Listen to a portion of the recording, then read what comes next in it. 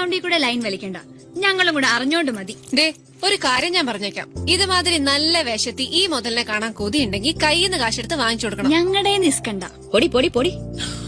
മോനെ ശ്യാമു, എന്നെ കെട്ടാ മോഹിച്ചു വരുന്ന ഒരുത്തന്റെ കണ്ണിലൂടെ നോക്കിയിട്ട് നീ പറ, എങ്ങനെയുണ്ട്? എങ്ങനെയുണ്ടെന്ന് ചോദിച്ചാ ഈ കോലത്തിൽ പൊക്കിയെടുത്ത് വനജ ടീച്ചറിന്റെ മുമ്പിൽ കൊണ്ട് നിർത്തിയ എപ്പ വിളക്കെടുത്തു എന്ന് ചോദിച്ചാ മതി. അയ്യേ, അവരാ ടൈപ്പാ? എടി ഉണ്ടപ്പക്രു, ഞങ്ങള് കാണുന്നുണ്ട് ഇതുവരെ കാണാത്തൊരിളക്കം.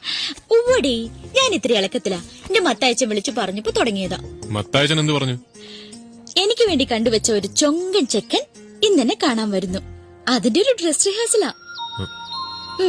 വൈകിട്ട് 3:30 ഗാർഡൻ റെസ്റ്റോറന്റില്. ഓക്കെ മക്കളെ, നിങ്ങളെല്ലാം വേണം ഒരു മോറൽ സപ്പോർട്ടിന്. അതെ, വൈകിട്ട് എനിക്ക് പറ്റില്ല. ഫ്രണ്ട്സിന്റെ കൂടെ ഒരു സ്ഥലം വരെ പോണം. മുങ്ങല്ലേ, അതൊക്കെ ഇത് കഴിഞ്ഞിട്ട്. പിന്നെ ഫ്രണ്ട്സിനെ വിളി, മാർക്കിടാൻ ആള് വേണ്ട.